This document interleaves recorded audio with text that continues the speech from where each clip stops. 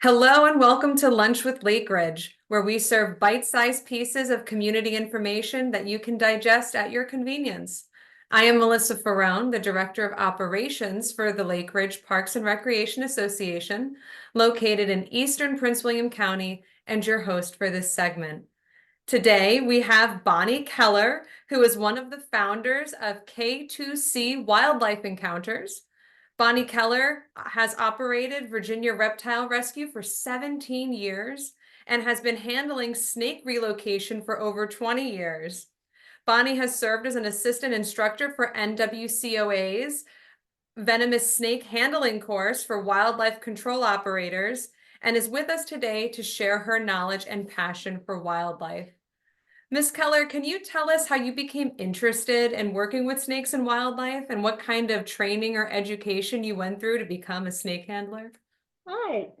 So, well, my interest began as a child with growing up in the rural area, and my dad would, show us the different critters, and I became interested, and so I just, as a teenager, just started handling them, and eventually just started having them as pets. And then about 20, a little over 20 years ago, I was hired as a part-time snake relocator. And at the time, there was no license required, but then a few years ago, I became aware that yes, a license was now required to do what I do. So I am licensed as a wildlife control officer or operator, and that means that technically I could deal with things like raccoons and skunks, but I focus on our scaly critters for the most part. So that's me. Wow, so it's been a wonderful lifelong love for you then. Yes. A total fascination. Yep. Wow, that's fantastic. Could you describe for us some of the snakes that can be found in our area and how to identify the venomous ones? Sure. So there's only one species of venomous snake found in this area, um, unless you go all the way out to Bull Run Mountain. But the majority of the county only has the one venomous snake called a copperhead. And they're first of all, they're almost never fatal when they bite. Almost never. Well, I mean, there have been, you can count on one hand the number of fatalities that have involved a copperhead bite, but it's not really that the venom was the actual cause of death. So typically with copperhead bites, it's very painful and you don't want to get bitten, but you're incredibly unlikely to die. Nobody in Virginia has ever had a reported death. I'll put it that way.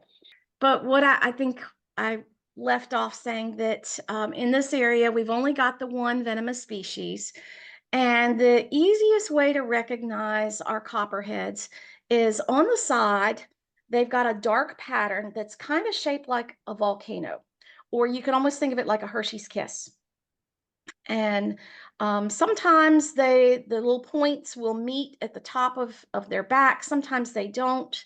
But that's the easiest way to recognize the copperheads. Now, there are some other species that look similar, have similar coloring with a light brown or a dark brown coloring, but that pattern is very unique.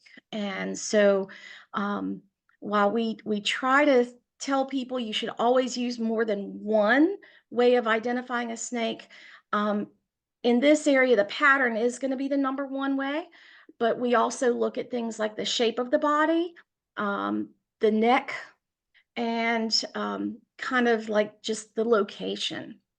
So I love coming out and showing people how to identify them, and but it's kind of a process of just learning by looking at the patterns.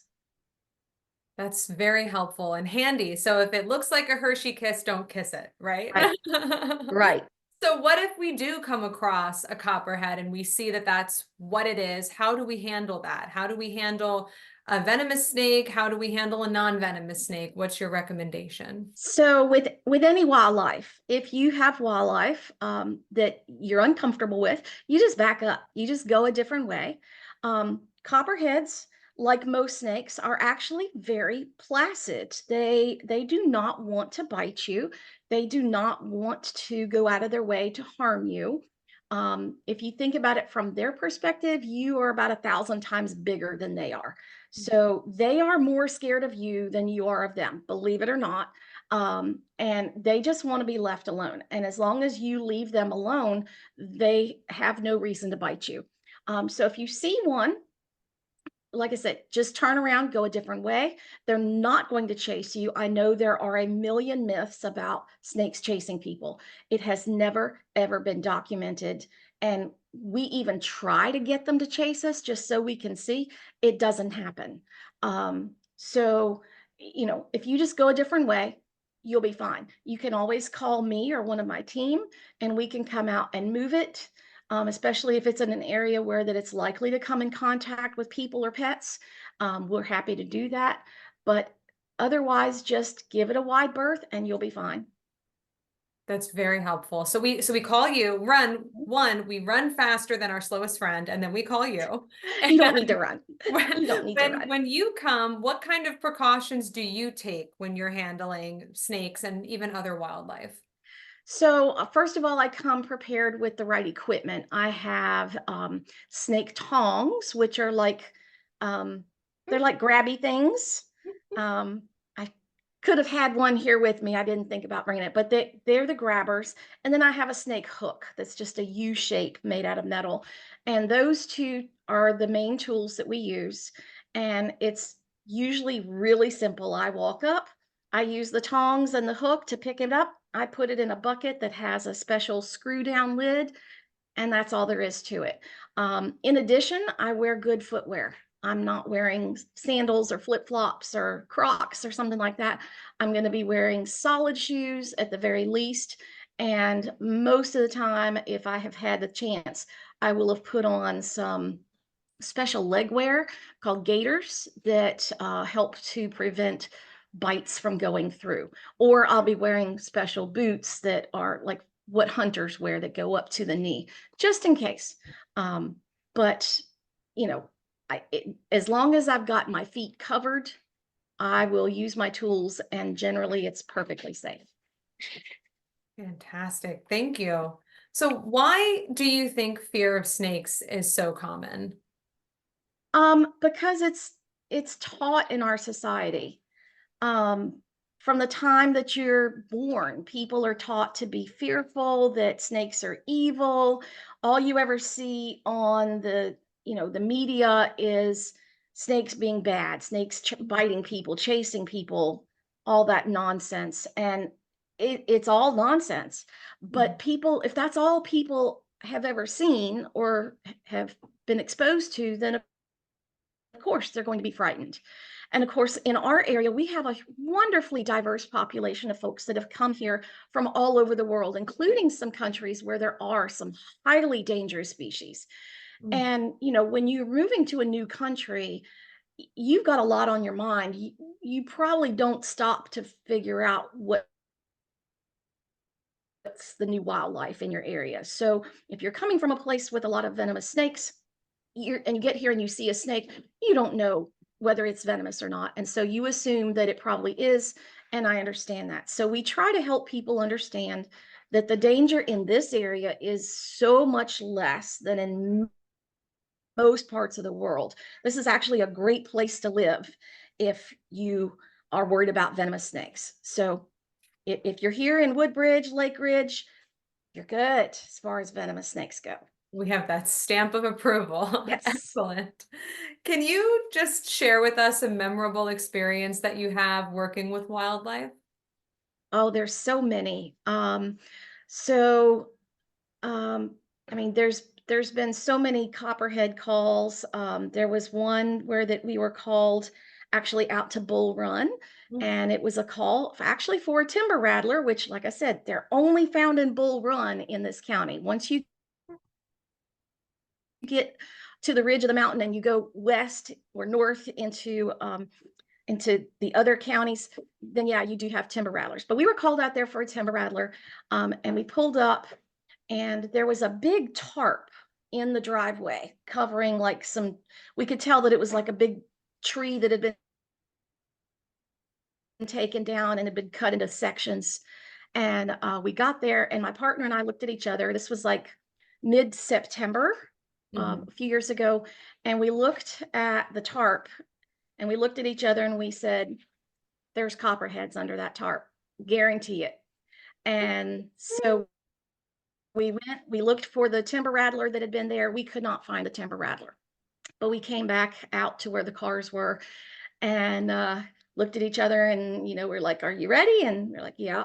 We pulled the tarp back, and sure enough, there was a mother copperhead that had just given birth to, I think it was about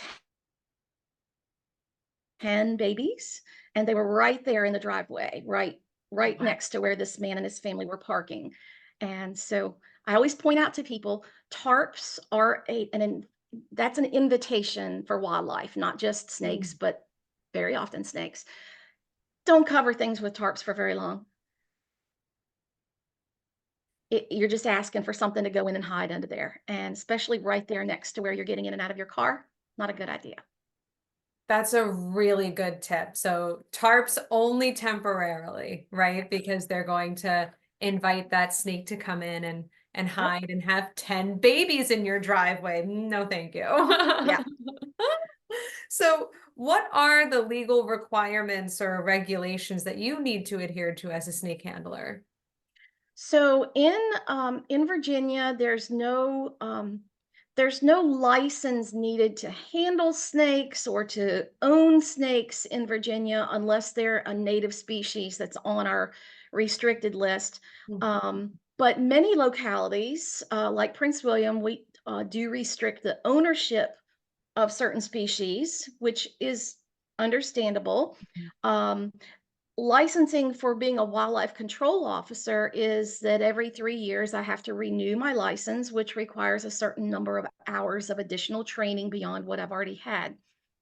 And um, so since we're focusing on snakes, we look for courses being offered that are about reptiles, because for us, you know, s- most of the courses being offered are for things like mice and raccoons and Mhm. things.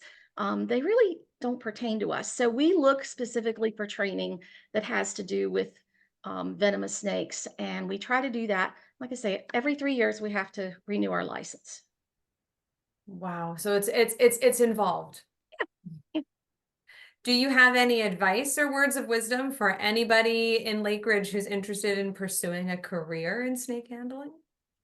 Well, you're not going to make much money just as a snake handler. I'll tell you that. That this is so. The company that Mark and I started, K2C Wildlife, it is a part-time volunteer thing that we do. We get very little pay. Most of the pay that we get is just where people give us some gas money for coming out to do what we do. There are some fees that we ask for if we're doing like a site inspection, but those fees just go to cover our Mm. expenses for licensing and insurance. So if you're looking for a career in snake handling, it's not going to happen. But if you're interested in learning how to be a wildlife control operator, Mm. there's plenty of information you can find online. You can even take the course online and the test online and become a wildlife control operator. And there's certainly a career that you can have in that. And it's definitely not going to be a boring desk job. I'll put it that way. It will always be exciting. Yes. Fantastic. Bonnie Keller, thank you so much for taking the time to share these nuggets. As Walt Whitman once said, happiness not in another place, but this place, not for another hour, but this hour. Thank you, and we will see you next time on Lunch with Lake Ridge. Thank you.